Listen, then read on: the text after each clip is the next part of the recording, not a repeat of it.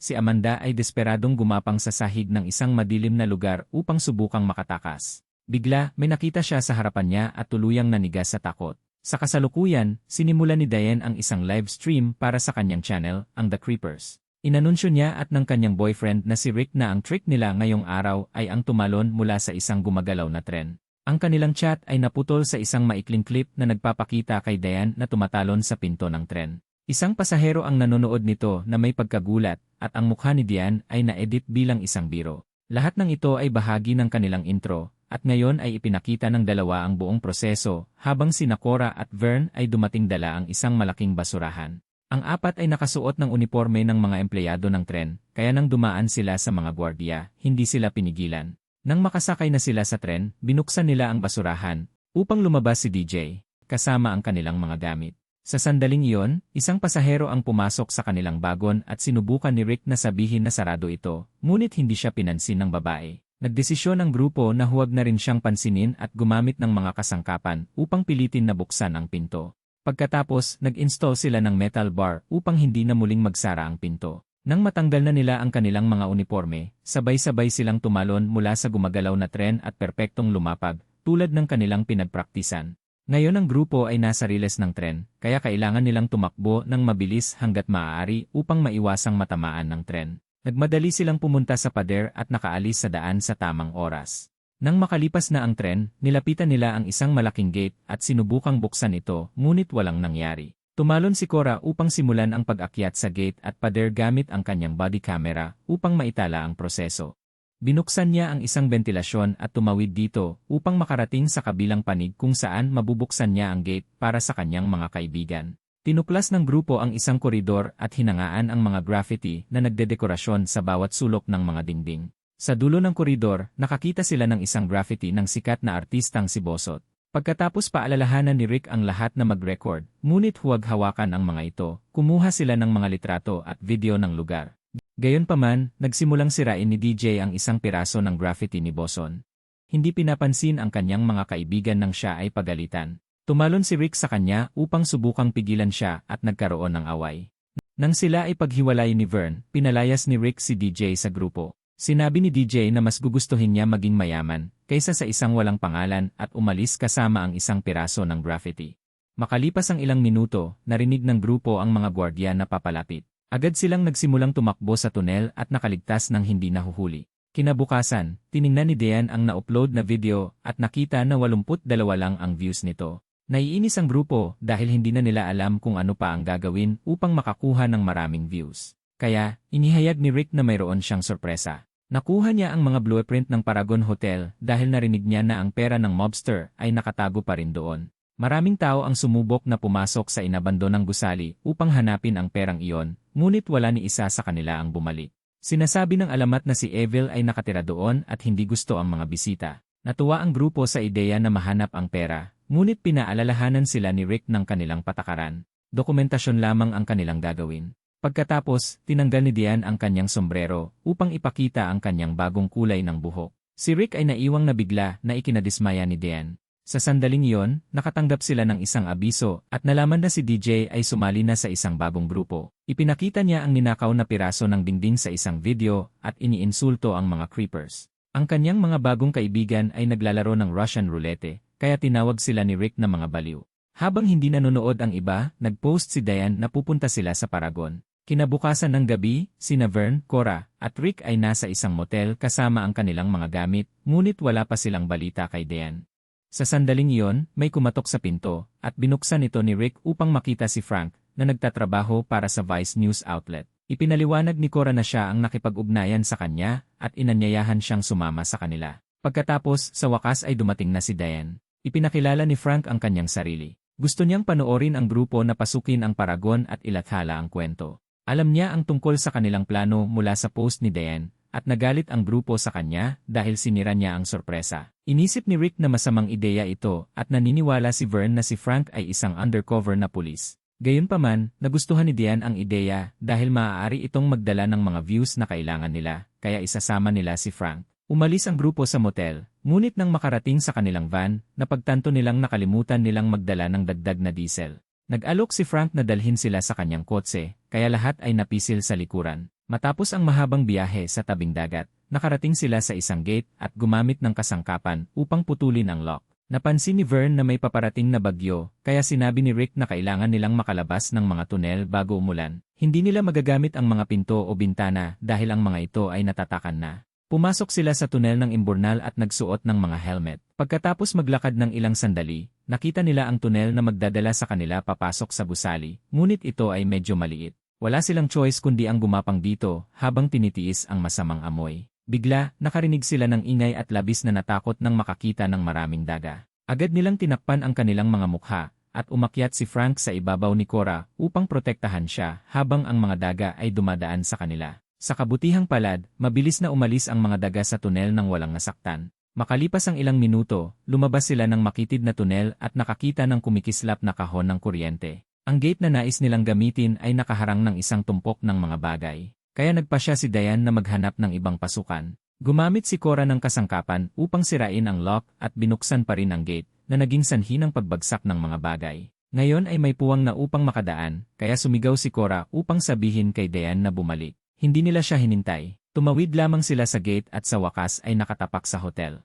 Nagsimula ang grupo na mag-record at kumuha ng mga litrato, kaya gumawa si Rick ng panimula para sa kanyang video. Nang sabihin niya ang pangalan ng hotel, biglang lumipad ang ilang ibon at tumama sa chandelier, na naging sanhi upang ito ay mabali at mahulog. Mabilis na gumalaw si Cora upang maiwasang madurog habang ang chandelier ay bumagsak sa sahig. Samantala, nakahanap si Diane ng ibang pasukan na nagdala sa kanya sa isang napakagandang silid kung saan agad siyang nagsimula ng streaming para sa kanyang mga taga-subaybay. Pumunta siya sa hagdan patungo sa ballroom at naglaro sa isang piano. Nang subukan siyang tawagan ni Rick, hindi niya ito sinagot upang hindi masira ang video. Sa sandaling iyon, nakarinig siya ng kakaibang ingay at inakalang ito ay ang mga daga, kaya nagsimula siyang tumakbo. Natapos siyang madapa sa hagdan at bumagsak, nalaglag ang kanyang telepono. Habang hinihingal siya, may isang nakakatakot na kamay na lumitaw sa likuran niya. Nag-aalala si Rick sa pagkawala ni Diane, kaya sinabihan niya ang kanyang mga kaibigan na hanapin ang bawat silid. Pagkatapos niyang magmadaling umakyat sa hagdan, ipinaliwanag ni Cora kay Frank na gusto ni Rick ng isang asawa, ngunit gusto ni Diane ng pakikipagsapalaran. Nagtatrabaho si Rick sa isang hardware store at nagbibigay ng mga gamit sa grupo, kaya hinahayaan nila siyang isipin na siya ang namamahala. Pagkatapos, napansin ni Cora ang singsing ni Frank at tinanong ang tungkol sa kanyang asawa, kaya ipinakita niya sa kanya ang isang larawan ni Amanda. Ang sandali ay naputol ni Rick na nagsabi sa kanila na sumali sa paghahanap. Samantala, patuloy na kumukuha ng litrato si Vern at napansin ang mga marka ng kuko sa dingding. Bigla, nakarinig siya ng ingay at nagpa siyang lumayo sa lugar na yon, hindi alam ang isang tumatakbong anino sa malapit. Nang magkita muli ang grupo, ipinakita ni Vern ang litrato ng mga marka ng kuko. Sinabi ni Rick na dapat nilang mahanap si Diane at umalis dito. Kaya, nagboluntaryo si Cora na maghanap ng master key. Gusto ni Frank na sumama sa kanya, ngunit hindi siya pinagkakatiwalaan ni Vern, kaya siya na lamang ang sumama. Sa lobby, naghanap sina Cora at Vern sa reception desk at nakakita ng isang piraso ng pahayagan na nagsasabi sa kanila tungkol sa pagkawala ng may-ari at pagkamatay ng kanyang asawa. Inilihim ng mga pulis ang mga detalye, ngunit may mga chismis na ang dibdib ng asawa ay nabuksan at ang kanyang puso ay nawala. Samantala, patuloy na naghahanap sina Rick at Frank sa mga koridor at silid. Tinanong ni Frank si Rick kung paano niya nakilala si Diane, kaya ipinaliwanag niya na ito ay sa isang inabandonang mental hospital. Ang kanyang kwento ay naputol nang hindi sinasadyang matapakan niya ang isang bear trap. Agad itong tinanggal ni Frank. Kaya, nang bumalik sina Vern at Cora, tumalon si Vern kay Frank na iniisip na siya ang nanakit kay Rick. Itinulak siya ni Frank sa dingding upang pakalmahin. Pagkatapos, nilinis niya ang sugat ni Rick ng tubig at binalot ito ng tape dahil wala silang first aid kit. Gusto ni Cora na dalhin si Rick sa ospital, ngunit tumanggi siyang umalis nang wala si Diane. Bigla, narinig nila ang telepono ni Diane, kaya sinundan nila ang ingay patungo sa susunod na palapag. Natuklasan nila ang isang malaking puno na may mga telepono at kamera na nakabitin sa mga sanga. Nakilala ni Rick ang telepono ni Diane, kaya pinanood nila ang kanyang huling video. Ngunit nang marating nila ang bahagi kung saan siya ay nahulog, naubusan ng baterya ang telepono. Pagkatapos ay nakarinig sila ng kakaibang ingay, at nag-aatubiling sinabi ni Vern na dapat nilang tawagan ang mga pulis. Pumayag si Cora, ngunit sina Rick at Frank ay nag-isip na walang oras upang maghintay ng pulisya. Patuloy na kumilos ang grupo, at nakarinig si Cora ng isa pang ingay, kaya sinuntok niya ang taong tumalon sa kanya. Naglabas si Frank ng baril at itinutok ito sa umaatake, na siya palang si DJ. Bigla, dumating ang grupo ni DJ at sinuntok si Frank upang siya ay mapabagsak. Ninakaw ni Max ang baril ni Frank habang itinutok naman ni Todd ang kanyang sariling baril sa grupo ni Rick na pinilit ang lahat na lumuhod at ibigay ang kanilang mga telepono at gamit. Inakusahan sila ni Rick na sila rin ang umatak kay Diane, ngunit itinanggi ito ni Todd habang iniinsulto siya. Nang tanungin ni Todd kung nasaan ang pera, iniinsulto ni Cora at Rick siya pabalik. Lumapit si Todd gamit ang baril at nagsimulang ilarawan ang mga masasamang bagay na gagawin niya sa kanila kung hindi sila makikipagtulungan. Patuloy na iniinsulto sila ni Cora, kaya sinubukan siyang suntukin ni Max, ngunit itinulak siya ni Vern pabalik. Tumugon si Max sa pamamagitan ng pagtutok ng kanyang baril sa kanya. Pagkatapos, pinatayo ni Todd si Cora at inilagay ang baril sa kanyang bibig, kaya sinabi ni Frank na hindi niya alam kung paano ito gamitin. Binitawan ni Todd si Cora at itinutok ang baril kay Frank, na naging sanhi upang umamin siya na hinahanap niya ang kanyang asawa. Nang tumanggi siyang magsalita pa, muling pinagbantaan ni Todd si Cora. Sa wakas, inihayag ni Frank na hindi siya isang tunay na mamamahayag. Si Amanda ang reporter. Siya ay nawala ilang buwan na ang nakalipas kasama ang kanyang photographer habang gumagawa sila ng isang kwento tungkol sa hotel. Walang naitulong ang mga pulis kaya kailangan ni Frank ng paraan upang makapasok. Ang pagkakita sa post ni Diane ay nagbigay sa kanya ng pag-asa. Hindi nagmamalasakit si Todd sa mga nawawalang babae at iniinsulto sila bago lumingon kay Cora na dumura sa kanyang mukha. Isang naiinis na Todd ang naglabas ng panyo upang linisin ang kanyang mukha at nakilala ito ni Rick bilang kay Diane, kaya tumalon siya kay Todd upang subukang bawiin ito. Itinulak lamang siya ni Todd palayo at sinabing hindi niya alam na sa kanya pala ang panyo bago ito inalok kay Rick. Nang kinuha ito ni Rick, itinulak siya ni Todd sa balkonahe. At sumigaw si Rick habang siya ay nahulog sa isang napakalalim na butas sa sahig. Tinawag ni DJ si Todd dahil sa sobrang pagdadala nito, ngunit sinampal lamang siya ni Todd.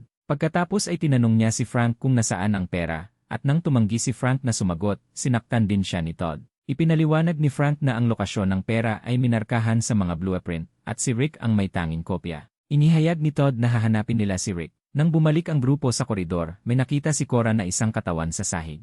Gayunpaman, hindi nila ito maabot dahil sa isang malaking butas sa lupa. Dahil may mga nakabiting kable mula sa kisam, tumalon si Cora upang tumalbog sa dingding at maabot ang mga kableng iyon, pagkatapos ay lumipad upang lumapag sa mga ilaw. Matapos ang ilang sandali ng pag-aalinlangan, muli siyang tumalon upang hawakan ang mga susunod na kable at gumawa ng isang buong ikot upang lumapag sa kabilang panig ng butas. Nagmadali si Cora patungo sa katawan, iniisip na ito si Rick, ngunit ito pala ay isang lumang kalansay na may mga insekto. Inihayag ni Todd na hahanapin nila sa ibang lugar at pinutok ang mga kable upang pigilan si Cora na sundan sila. Habang naglalakad sila sa koridor, nakarinig sila ng isang babaeng umiiyak, kaya sinundan nila ang tunog patungo sa isang silid.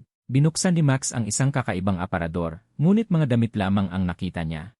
Nang lumingon siya, may isang nakakatakot na kamay na lumabas upang hawakan siya, kaya agad siyang umatras. Isang babae ang lumabas na humihingi ng tulong at nakilala siya ni Frank bilang si Beth, ang photographer ni Amanda. Pagkatapos ay nakarinig sila ng isa pang kakaibang ingay at sinabi ni Beth na ito ay darating at lahat ay mamamatay. Nagsuot sina Rick at Max ng night vision goggles, pinatay ang mga flashlight at isinara ang mga kurtina bago tumingin sa paligid ng silid, ngunit wala silang nakikitang kakaiba. Bigla, narinig nila ang isang taong nasaktan at nasasakal. Nang lumingon sila, natuklasan nila ang isang patay na si DJ, na nakatusok sa dingding na may metal bar sa kanyang bibig. Sa kadiliman, may isang halimaw na gumagalaw sa kanilang paligid. Nagpaputok sina Max at Todd, ngunit walang isang putok ang tumama at naubusan ng bala si Todd. Sa kalaunan, sumuko ang halimaw at gumapang sa dingding upang makatakas sa isang butas sa kisam. Binuksan ang grupo ang kanilang mga flashlight at natuklasan na isang ligaw na bala ang pumatay kay Beth. Samantala, nagising si Diane sa isang kama sa master bedroom ng penthouse. May mga kandila sa lahat ng dako at isang satanikong pentagram sa sahig. Tumakbo siya sa pinto, ngunit hindi niya ito mabuksan. Kasabay nito, nakarinig si Cora ng isang pintong itinutulak at sinundan ang ingay patungo sa isang napaka-ordinaryong silid kung saan nagsara ang pinto sa likuran niya. Nagulat siya nang may humawak sa kanyang bukong-bukong, tanging si Rick pala ang nagtatago sa ilalim ng kama. Ang mga kakaibang ingay ay muling umalingaw sa silid, kaya tumakbo si Cora upang magtago sa aparador at nanatili si Rick sa ilalim ng kama. Pumasok ang halimaw at napansin ni Cora na ito ay mukhang isang napakaputlang tao. Binuksan nito ang aparador at tumingin sa loob, ngunit si Cora ay nakabitin sa kisam. Nang sa wakas ay tumingala ito, tinamaan siya ni Rick mula sa likuran ng isang piraso ng kahoy. Hinawakan ng halimaw si Rick sa leg, at sinamantala ni Cora ang pagkakataon na tumakbo habang si Rick ay inihagis sa kabilang dulo ng silid. Hindi nagtagal, narating ni Cora ang elevator at pinindot ang lahat ng mga pindutan, ngunit hindi ito gumagana. Inabot ng halimaw ang kanyang braso sa pagitan ng mga bakal upang hawakan siya. Kaya nagpumigla si Cora upang palayain ang sarili at lumayo sa abot ng halimaw. Pagkatapos, itinulak niya ang isang pingga upang buhayin ang kuryente at ngayon ay gumalaw na ang elevator. Sa susunod na palapag, tumakbo si Cora sa isang koridor at sinubukan ang ilang pinto hanggang sa makakita siya ng bukas. Sa silid na ito, natuklasan niya ang mga security camera na nagpapakita kay Amanda sa isang upuan at si Diane sa master bedroom. Napansin ni Cora ang isang tumpok ng mga VHS tape at napansin ang isa na may kakaibang simbolo sa label nito. Pinatugtog niya ito sa isang telebisyon at ilang minuto ng static ang sinundan ng isang anino na hugis tao. Isang nakakatakot na boses ang nagsabing isang makapangyarihang lihim ang ibinahagi sa kanya upang maging higit pa sa isang hangal na tao. Ito ay nagbago sa isang pag-record ng pagpatay sa asawa ng may-ari at ang mamamatay tao na pumunit sa kanyang puso. Kasabay nito, tumingin si Diane sa paligid hanggang sa matuklasan niya ang isang aklat na tinatawag na His Dark Majesty. Isang dedikasyon mula sa mobster para sa asawa ng may-ari na nagsasabing ang aklat na ito ay maaaring magbigay sa kanya ng malaking kapangyarihan, ngunit pati na rin ng matinding sakit. Ang teksto ng aklat ay nagsasalita tungkol sa isang ritual upang maihatid ang ipinagbabawal na kapangyarihan ng shadow alchemy gamit ang mga salitang sataniko at hindi makadiyos. Ipinapakita ng mga ilustrasyon ang isang nakakatakot na halimaw na kumakain ng mga tao at isang tao na nagbabago tungo sa isang nilalang. Ang isa pang guhit ay nagpapakita ng nilalang na kumakain ng puso ng isang tao. Parehong ipinaliwanag ng aklat at ng recording na sa pamamagitan ng pagkain ng sagradong puso ng isang mortal, ang pinili ay pagkakalooban ng supernatural na lakas. Samantala, tumatakbo sina Todd at Max hanggang sa makakita sila ng isang bukas na silid na may mga butas ng bala sa dingding. Sa kanilang pagtataka, ang pera ay naroon mismo na nahuhulog mula sa isang aparador. Nagmadali si Todd na pulutin ito habang si Max ay tumingin sa paligid. Nagulat siya nang makakita ng isang kalansay sa sahig na may bukas na dibdib at mga daga na kumakain dito. Nagpasya si Max na hindi katumbas ng pera ang lahat ng ito at tumakbo palayo. Nang makarating si Max sa hagdan, narinig niya ang halimaw at nagpaputok, ngunit mabilis na nakatakas ang nilalang. Patuloy na tumakbo si Max at sinubukang tumawid sa pinto upang biglang bumagsak. May isang alambre pala na nakatali sa pinto at tinaga nito ang kanyang leeg, kaya siya ngayon ay dahan-dahang nagdurugo hanggang sa mamatay. Bumalik sa silid, sinubukan ni Todd na umalis kasama ang pera, ngunit hinarang siya ng halimaw. Hinawakan nito siya sa leeg at sinaksak ang kanyang dibdib gamit ang mahabang kuko upang bunutin ang kanyang puso. Matapos mamatay si Todd, kinain ng halimaw ang puso. Habang nakikita ni Cora ang mga bangkay sa lahat ng mga screen, patuloy na nagbabasa si Diane. Sinasabi ng aklat na ang huling pagbabago mula sa tao patungo sa halimaw ay nangyayari kapag ang madilim na Panginoon ay inaalok ang pagsasama ng dalawang kaluluwa na nagnanais na maging isa. Pagkatapos ang taong halimaw ay magtatamasa ng walang hanggang buhay. Nakita ni Diane ang isang damit pangkasal sa isang upuan at napagtanto na nais siyang gamitin ng halimaw para sa huling ritual. Bigla, lumitaw ang halimaw sa likuran niya at hinimas ang kanyang mukha. Sa hagdan, narinig ni Frank at Vern ang isang boses. Nagmadali silang bumaba at muntik nang matamaan ang alambre, ngunit huminto sila sa tamang oras. Ang katawan ni Max ay nasa sahig na may butas sa dibdib, at ang boses ay nagmumula sa kanyang bag na may mga gamit. Hinugot ni Vern ang isang walkie-talkie, at sa wakas ay nakausap si Cora, na nagsabi sa kanila na tumakbo dahil nakikita niyang paparating na ang halimaw. Tumakbo sina Frank at Vern ng mabilis hanggat maaari at nakarating sa kusina. Pagkatapos nilang ikandado ang pinto at kumuha ng kutsilyo, sinabi sa kanila ni Cora na maaari silang makatakas gamit ang dumbwaiter. Pinindot nila ang pindutan, ngunit hindi ito gumagana, kaya kailangan nilang manu-manong ilipat ito. Pumasok muna si Vern at nagsimulang hilahin ang lubid, kaya umangat ang dumbwaiter. Pagkatapos ng maraming pagsisikap, narating niya ang tuktok na palapag at tinulungan siya ni Cora na makalabas. Ngayon, kailangan ni Frank na hilahin ang mga lubid upang maibaba muli ang dumbwaiter. Habang ang halimaw ay nagsimulang kumalabog sa pinto, pumasok si Frank sa dumbwaiter at hinila muli ang mga lubid upang umakyat. Sa sandaling iyon, biglang pumasok ang halimaw. Kaya, sinubukan ni Frank na kumilos ng mas mabilis. Nang tumingin siya pababa sa butas ng dumbwaiter, natuklasan niya na ang halimaw ay umaakyat sa tunel. Habang inilalagay ng nilalang ang mga kamay nito sa loob ng dumbwaiter, sinabihan ni Frank si Vern na putulin ang mga lubid at siya ay tumalon palabas. Mabilis na bumaba ang dumbwaiter, kaladkad ang halimaw kasama nito. Pagkatapos, ginamit ni Vern ang walkie-talkie upang tawagan si Frank na nagkumpirma na siya ay maayos dahil siya ay tumalon sa ibang palapag. Sumang-ayon silang magkita sa penthouse. Ngunit una, bumalik si Frank sa puno at nakuha ang telepono ni Amanda, na may mga inisyal nila sa likod dahil ito ay regalo mula sa kanya. Sinabi sa kanya ni Cora ang tamang numero ng silid, at sinipa ni Frank ang isang pinto upang mabuksan ito at mahanap si Amanda sa isang upuan na may butas sa kanyang dibdib. Hinalikan niya ito at tinakpan ng kanyang jacket bago umalis. Pagkatapos, nakipagkita si Frank kay Vern at Cora na nagsabi sa kanya kung nasaan si Diane. Nagulat din silang makita na ang halimaw ay buhay pa, kaya nagboluntaryo si Frank na iligtas si Diane.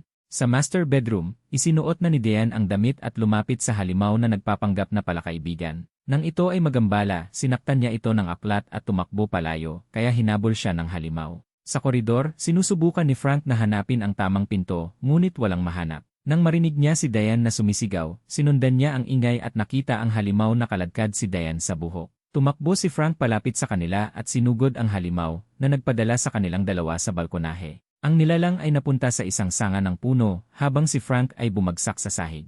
Ito ang pumatay sa kanilang dalawa. Pagkatapos, nakuha ni Diane ang walkie-talkie at tinanong si Cora tungkol kay Rick, kaya sinabi nito sa kanya ang nangyari at ibinigay ang numero ng silid. Agad na tumakbo si Diane sa silid na yon at natagpuan si Rick sa sahig. Umiyak siya sa kalungkutan na iniisip na siya ay patay na, ngunit sa kabutihang palad ay nagising siya at ang apat na magkaibigan ay muling nagkita. Makalipas ang ilang oras, ang mga creepers ay lumabas sa lahat ng balita dahil sa paghahanap ng pera at nagbigay sila ng inspirasyon sa mga tao na pumasok sa urban exploration. Ang kanilang video tungkol sa hotel ay nakakuha ng 100 milyong views at kahit na ang mga sikat na tao ay nag-iwan ng mga komento. Para sa kanilang susunod na paglalakbay, ginawa ni Cora na blonde ang kanyang buhok. Binuksan ni Rick ang isang bag at inihayag na siya ay nakapagnakaw ng isang maliit na halaga ng pera, na sinasabing ang isang maliit na halaga ay hindi makakasira sa kanilang code. Huwag kalimutang mag-subscribe at i-on ang mga notification upang makapanood ka ng higit pang mga video tulad nito. Salamat sa panonood.